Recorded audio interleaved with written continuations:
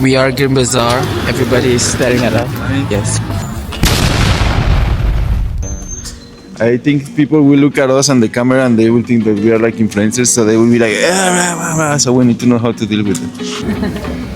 What is that? The white also looks quite nice.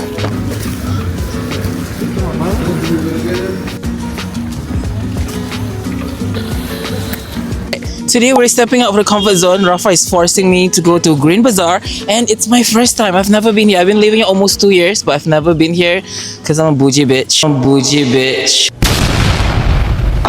Ciao. Anyway, so I thought that it would be nice for you to know this place, of course, and just to change a little bit the environment, to see, to show also a little bit for the people that are watching this video that are not from Kazakhstan, a little bit about Kazakhstan.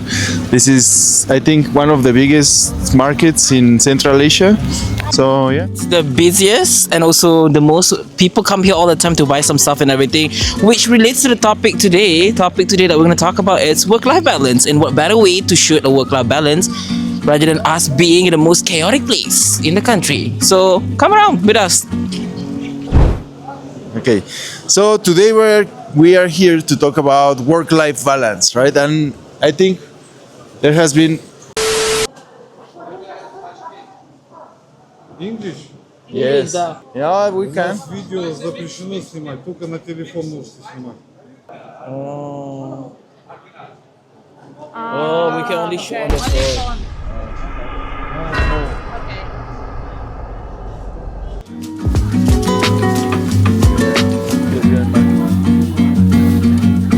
Okay. Aquí, I think this is the part where it's going to be harder to record. Huh? How do you call this footage?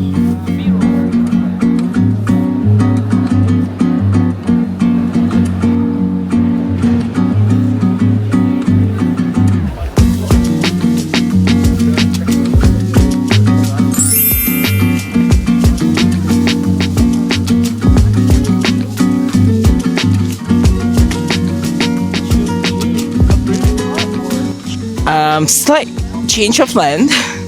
We were told that we cannot shoot with a professional camera. I'm using my DJI Osmo Pocket. Apparently the guard told us that we have to pay to shoot, but if you're using our phone, we are allowed to. Yeah, I didn't know about this. It's interesting rules, but anyway, better So- not to have any conflicts. We don't want to be deported. We don't want to be deported. That's why we were like, okay, we're not gonna record inside then. But yeah, Yeah, this is a good place to talk also, no? yes, it's such a good place because that's the Green Bazaar behind us. So you're just gonna see people walking around behind. They are buying some stuff. Where I think it's a great metaphor about life too. Like in market is always unpredictable, no? Don't you agree? You teach economics, no? What can you Yeah. tell about markets then? Yeah, no, I for me, markets, it's one of my favorite places ever. Unlike like you. Yes. Because you get to see the whole economic dynamics like a sample, no? You have sellers, you have buyers, and then you have people fulfilling their needs and people making money, so it's interesting. All right. Let's talk a little bit about the topic this way. We want to talk about work-life balance, right? Is it true that we should have a work-life balance? Is it a myth? Like, what's your take on it? Do you think like work-life balance, everybody should have a work-life balance, or this is just a corporate myth or something that people created just to confuse? I don't know. Definitely, yeah, for me it's important, but now I'm trying to take it to another level, no? Definitely work-life balance has been always important for me and people have always known about it and stuff. But there is like this new idea that I'm reflecting on where it's not even, because we used to think as having a rest and vacations like a way to recover energy to then plug again and then keep working, right? So I'm trying to challenge that idea a little bit and try to see more meaning on resting and stuff, right? So yeah, I don't know. Maybe this was a little bit confusing, but yeah. Distraction.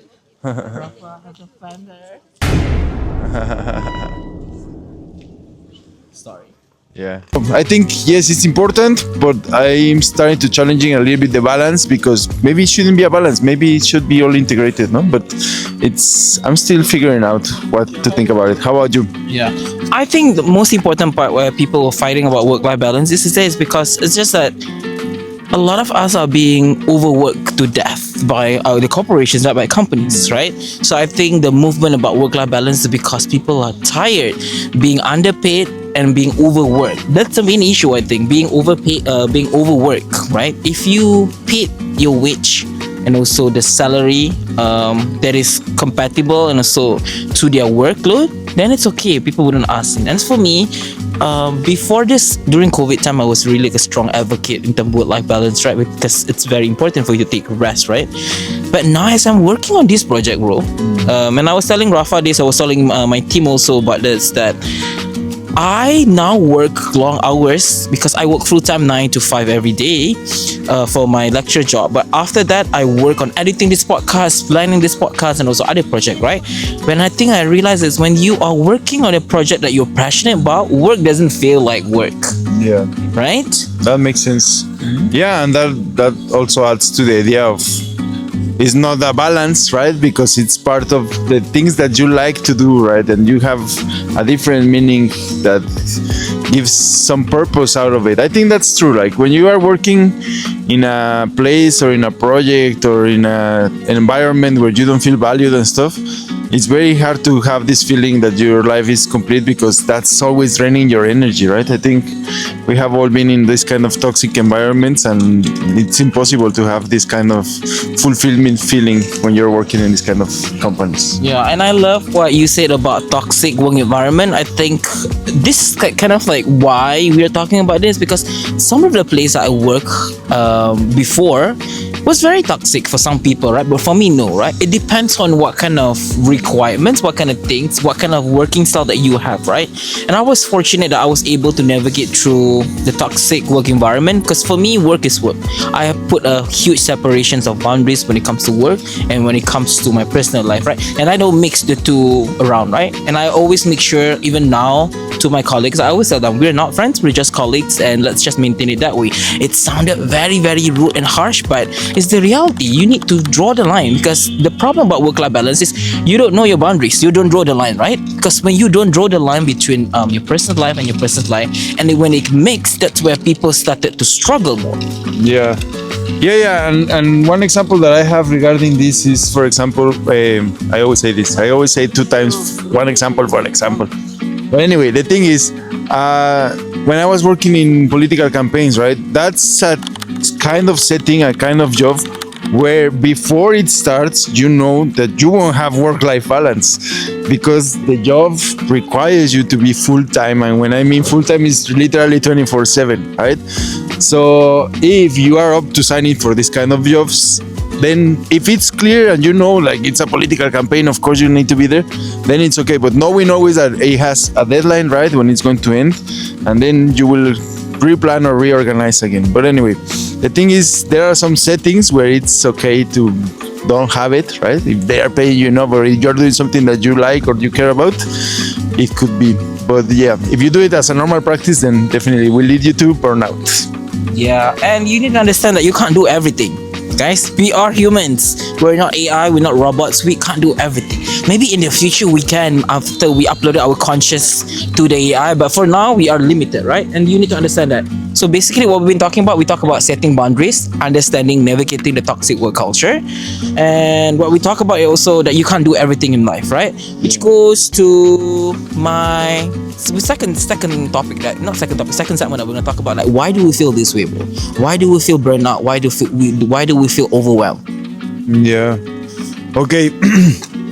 One idea regarding what you were saying is that we are humans. We as humans, we tend to be very optimistic.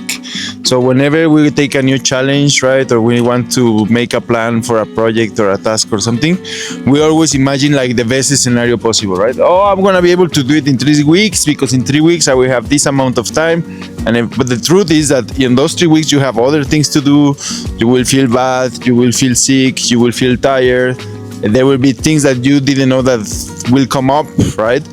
So usually it's ourselves making these kind of deadlines and commitments, because we think like everything is gonna go perfectly, right? But we need to know that we are humans, and there's a lot of things changing in the world today, and give us a little bit more of, this is a project management principle.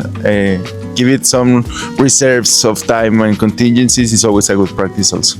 Yeah, maybe I went too practical and too technical, but yeah, that was an initial thought. So I think if I were to kind of like articulate what you say, it's just you said manage the expectation, no? Yes. Sometimes we put too much expectation on ourselves. Yes, when we start a project or when we start something, we are always very optimistical about it.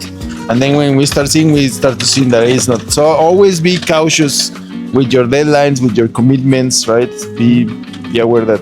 And I love what you say about setting the expectation. Yeah, because your expectation can be high. There's nothing wrong with it. But you need to be flexible about what's going to change along the project, right? And you do project management, you always know that the deadline and also the expectation always change, right? Client always requires last minute changes. Your boss always requires last minute changes. And you need to learn how to navigate that, right? Correct. So yeah, that would be one side, no? The other side is the actually putting. Yeah, and I think like another problem that why we feel overwhelmed is because that we have this is what we call decision fatigue, bro. Because in everyday life, you make a lot of decisions, right? For example, waking up in the morning, do you want to go to the gym first or do you want to go to the gym after, right? Or what should you eat for lunch? After lunch, okay, what should you go after lunch, right? What should you do in the afternoon? Should you have dinner? Should you cook, right? And what should you watch on Netflix? Like, all these decisions are very overwhelming, right? A lot of people also are never getting through that. So this is what we call decision fatigue, right? You need to know how to prioritize your tasks. Which one is the most important that you need to solve every day? For me, what I do is, oh my god, that's so annoying sound. What I do is I have a to-do list every day, like things that I have to achieve every day. For example, I have 20 things that I need to achieve today. I just focus on that. The 20 things that need to achieve just for today, but I have another 100 on my backlog, right? But that backlog, I just do it, handle it one step at a time, right? Because in project management, you also have backlog, no? Yes. It's a common practice now in agile methodologies. Having a backlog, right? All the things that you need to do to get the project done or to finish your week or whatever. And then the next thing when you have the backlog is prioritize, right? This is the most important. This is what will create the more value and stuff, right? You can even use things like the Pareto principle, right? Like these 20% of tasks are gonna solve 80% of my things to do this week, right? So I will focus on those. And I think that's important because sometimes we don't prioritize and we start just doing things that we know we need to do, but they are not that important or they are not that urgent. So we create this false sensation that we are actually doing and advancing, but we are not, right? So it's important to spend some time thinking on your decision making and your priorities and stuff. Yeah. And I'm gonna say something like you Gen Z and millennials who hate it. And I think social media added to that pressure, bro. It intensified. Even for me, now that I'm back on Instagram, on social media, on TikTok, before this I disappeared for almost a decade. Because whenever that I've seen on social media, I've seen all my friends traveling or doing all kind of fancy jobs and everything, and I feel pressured to do it. I feel pressured to take on a project. And similarly, even doing this project right before this, so I just give me a big like overview. Rafa has like, apart from doing teaching, Rafa also do other projects, right? You handle project Teus, and then you teaching in Guatemala and you do other campaign and stuff like that, right? And sometimes if I were to compare myself to Rafa, I feel like, oh shit, Rafa is doing a lot of stuff and I'm only teaching, right? That's why I feel like it's part of my motivation, also reason why I'm doing this project too, is because I feel like, hey, if he can do it, I also can do it, right? But I also have to draw a limit where I shouldn't be comparing too much. Because Rafa is like a few years older than me, he has more experience. If I were to pressure myself too much, later on I will feel a burnout, right? Which actually I do felt it. I think around Tuesday or Wednesday, I came back home. I told this to you, I think. I came back home after work and I just started crying because I was just too overwhelmed. It's too much deadline, too much thing to edit, it's too much thing to do. And I cried myself to sleep. Yes, guys. So social media is the one, I think it's adding to you. Social media is good for business. Social media is good for you if you use it as moderation, no? Yeah, that makes a lot of sense. I think we live in times where it is very easy to compare yourself with others in every sense, not only professional but physical and lifestyle, and the truth is that in social media you only see what the people want you to see, right? So it's also like a false bubble, right, of imagination and very biased information. Just be aware of it, right? Like I am not the kind of people that say like, oh, it's bad and we should ban it or something. It's just be aware of what you are consuming, who is behind all of this and stuff. I was gonna say something else and I forgot. What was the topic? Burnout and work-life balance. What are we doing here? Where are we?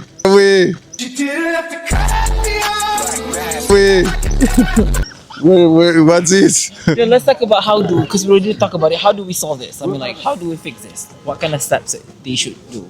Yeah, for burnout things, I think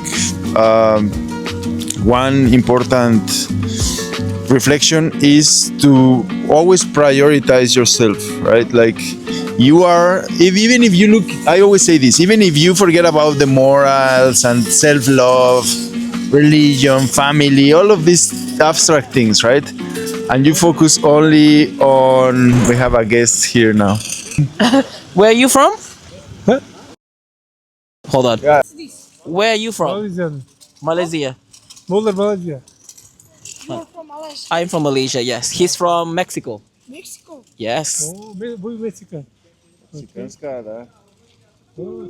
I heard the story that we are very familiar with about this guy, that he was making a lot of money, he was a CEO, he had a lot of business, he was becoming a millionaire and stuff. But in the process of doing that, he also was losing his family. He was not talking to his wife. He was not there when his kids were growing up and stuff. And I think that's a story we can all relate one way or another. We know of someone, maybe we felt like our parents were doing that, or I don't know, right? But the thing is that story really successful? That's a question that you should ask. And my answer that I came up is no, right? Because success needs to come with integrity, meaning financially, professionally, academically, intellectually, spiritually, physically, right? If you focus too much on just one, that might be also the reason why you're feeling like you don't have work-life balance and burnout or all that stuff. Yeah, I wanted to say this. This is Ash. We pretty much covered what we want to talk about burnout. I hope you learned something from us this week. And please know that life is not always easy, but life is amazing. Look at the sun today. We're wearing like 3 layers, but the sun is beautiful, right? What's one sentence you want to say to people watching this episode? Nothing, be happy like the guy be here with us and enjoy life. Enjoy life. Okay, very good.